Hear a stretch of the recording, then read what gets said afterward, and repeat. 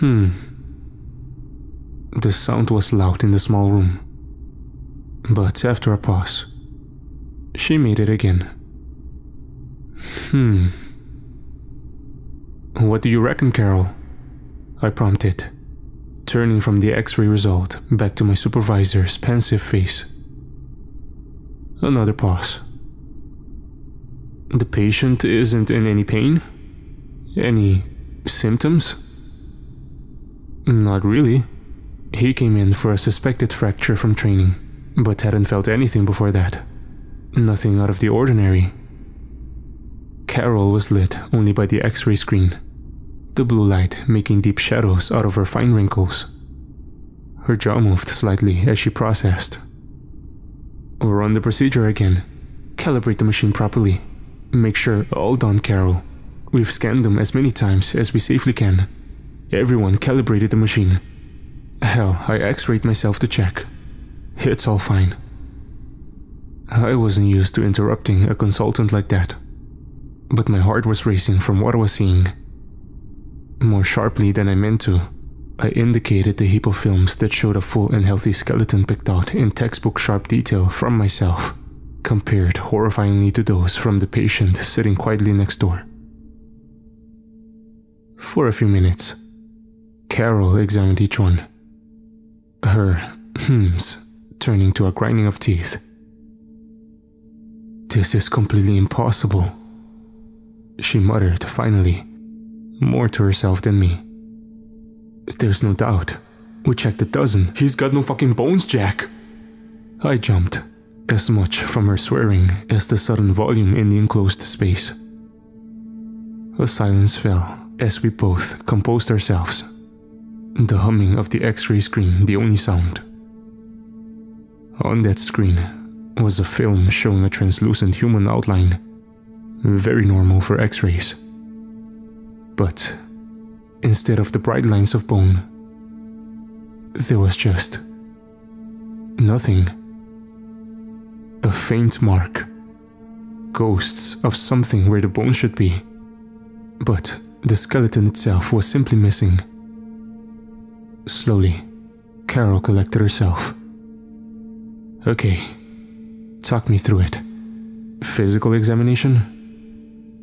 There's something there. Solid. Feels a bit. I shuddered at the memory of touching the patient. How his tibia seemed to squirm under my fingers. Wrong. So there's something in there keeping him standing. Follow-up tests? Vitals?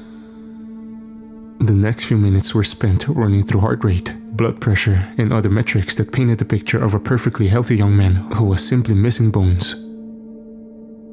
Finally, I explained the next steps. I've got a blood sample here which I'll take to labs. Hopefully, that will tell us something. I patted the sealed vial in my breast pocket. And I'm waiting on the CT machine to free up next door so we can get a better look at his soft tissues. We wanted your input after that. My bleep went off just as I finished talking, letting me know the scanner was ready. Carol ground her teeth again. I'm following this. You have my support. I led her through the waiting room where our patient sat staring idly at the posters opposite. He was a wiry young man with slightly thinning brown hair and casual clothing like a lot of the staff. As we entered, he looked up with a concerned expression, no doubt wondering why so much attention was being given to a minor fracture. But Carol simply introduced herself and asked if she could take some observations, which the man hesitantly agreed to. It was left to me to explain that we'd found a small anomaly, that there's nothing to worry about, but we just needed to confirm a few things before we send him back to the lab. And would he consent to a quick CT scan? Karl counted his pulse and felt his arms as he gave another reluctant agreement. And when she was done, we walked him to the other room and got him ready for the scan. The control room was next door, separated by a pane of glass and an intercom. Once we settled, I turned to Karl as the machine warmed up. So, what's your expert opinion? I asked, no irony in the question. There's something there of clinical significance. My consultant said guardedly. I'm very interested in these results. I activated the scanner, and the patient began to slide through the humming plastic ring. You being super formal is worse than your swearing, you know. The minutes ground past, my heart beating faster with each one. The patient asked a few questions during the process, if it was safe and if there was anything to worry about. But I reassured him over the intercom and reminded him to stay as still as possible. When he asked what we were doing, I explained that a CT would give us a better view of soft tissues, muscles and organs and such. Just to check if the fracture had damaged anything, I added. Nothing to concern him. Finally, it was done. Barely breathing, I pulled up the results on the screen as Karl craned forwards. What the fuck? She breathed. I zoomed in with shaking hands, not believing what I was seeing myself. Karl was just repeating the word to herself over and over again as her eyes devoured the horror on screen. Fuck, fuck, fuck, fuck, fuck. I panned over the image, but they were everywhere. Everywhere that was meant to have bone had been replaced by quarantine. I looked up at Karl, but she said it again, louder and more firmly. Quarantine, right now. Lock the doors, we need security. Okay, I'll go too. No, here too, you and me. We've touched the patient. She walked over and locked the operation room door, pulling out her phone and dialing a number at the same time. The door, Jack, now! My skin began itching at her words, pins and needles in a deep sickening crawling sensation. Us too? Quarantine? Contaminated with those? My hand was obeying my superior though, hitting the button to lock the door of the CT room. My patient's head snapped up to the sound, looking first at the door and then through the window at us. He was starting to panic now. Just a precaution, sir. There's nothing to worry about. My voice was thin, high on the intercom, unconvincing. I didn't care though. My eyes were fixed on the results screen, on what the CT scan had revealed. Insects, thousands of them, densely packed together, columns running throughout the patient's body, their carapaces picked out in blinding white on the screen. Bodies locked together by spindly legs, needle-thin antennae poking out from the masses. The X-rays had passed right through them, but the CT scan revealed them in sickening detail. The terrible things made shapes, and with horror I realized they had taken the place of his bones. The radius, ulnar, femur, even the goddamn skull remade from a mosaic of insect bodies, each smaller than a grain of rice. I felt dizzy. I'd felt them moving. Karl was speaking to someone, and the patient's voice was coming in tinny over the intercom. But I wasn't listening. A cold, trickling feeling was spreading throughout my body, and my mind was going faint. All at once, I threw up, missing the bin completely, but managing to at least get the floor and not the equipment. I collapsed hard to the ground.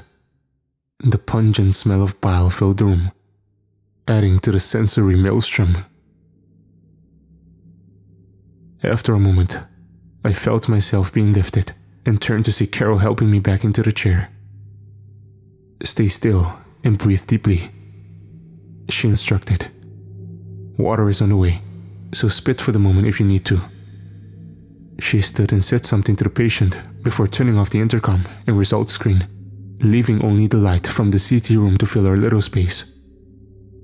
It helped a little, but the image was still burned into my mind. Finally, she knelt in front of me, careful to avoid the vomit, and held my arms as she talked me through a breathing exercise. Slowly, I came back to myself, the panic receding. "Sorry," I muttered. "I don't like bugs. I'm not a fan myself, especially not those ones," she said kindly. "Your bones don't feel like them if that helps. Just a few minor cuts." She indicated my arms and a spot of blood on my chest. Before I could reply, Karl's phone rang and she stood to answer it. I shivered and did my best to fight off the feeling of phantom itching from inside my body. "Understood. We won't attempt to leave." "You don't have to keep saying it, Sue. I know what lethal force is." "Water, cleaning supplies too if possible." "Yep." "Okay, bye." She let out a shaky breath as she hung up, before looking over to me. "We're under instruction to stay in place. These 2 rooms are now considered a quarantine zone. Apparently, they've seen something like this before. But it's not a good prognosis. If you have it, well, it's like rabies." Another shaky breath.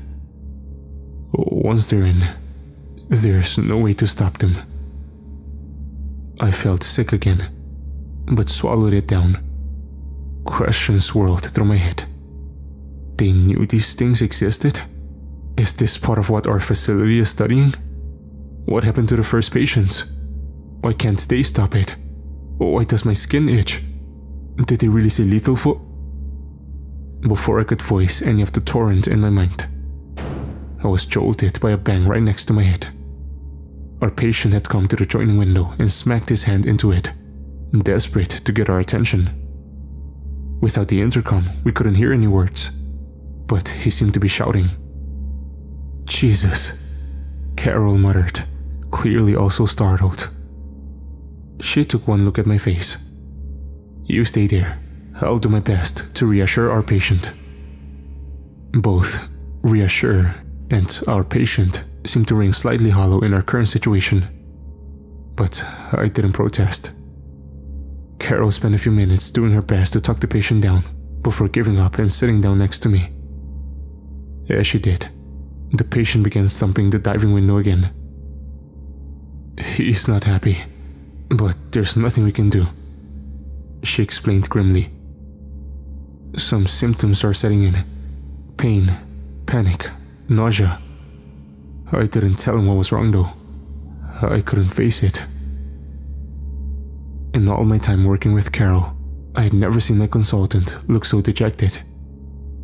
As gruff as she was, she'd been a bulwark against all the mess and nastiness of working here, shouldering both the responsibility of the patients as well as what we did.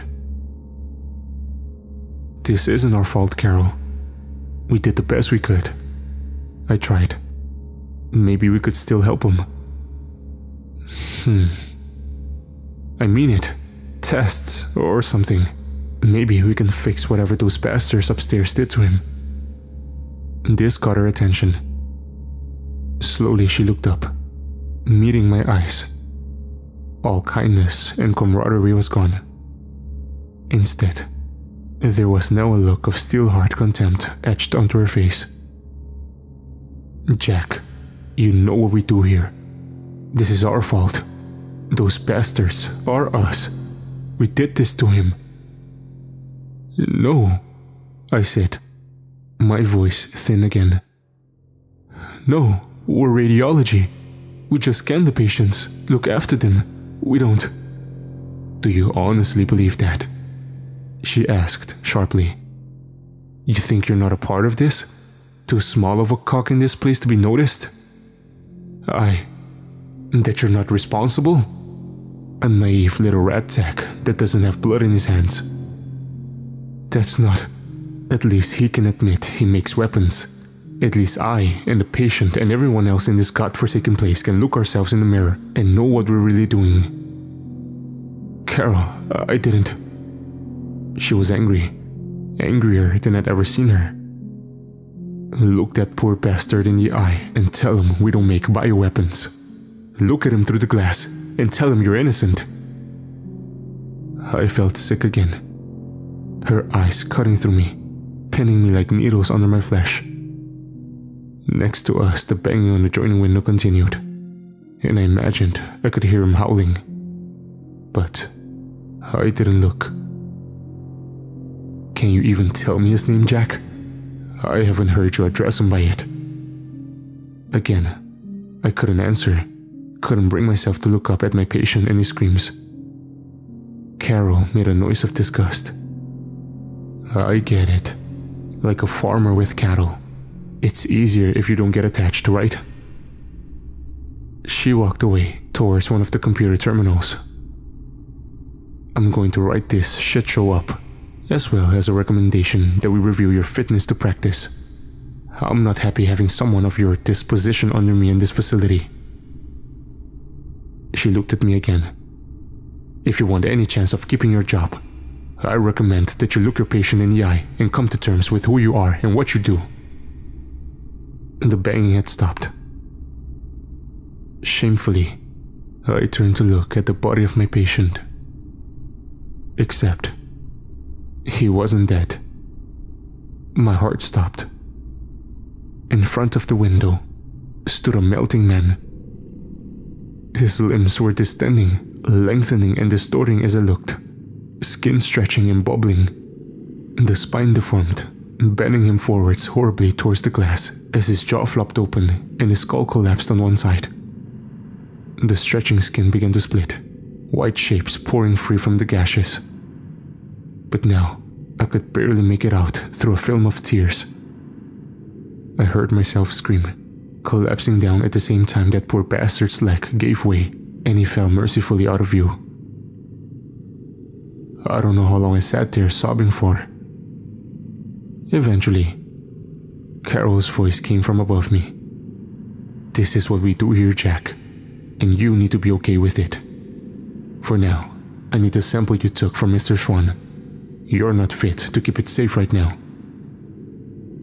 Shakily, I reached into my chest pocket, obeying without question. Immediately, there was a sharp, burning pain, and I pulled my hand out with a yelp. A half-inch cut wept blood along my index finger.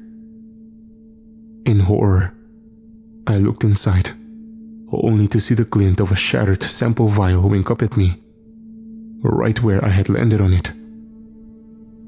Terrified, I looked up into Carol's face, which had drained of color. Right, she said. Okay. I'm going to ask what the transmission vectors of this particular project are. You, stay still, and over there, let me know if you feel anything. I simply nodded, unable to speak, trying desperately to ignore the itching, coming from deep within my right arm. That was slowly spreading upwards.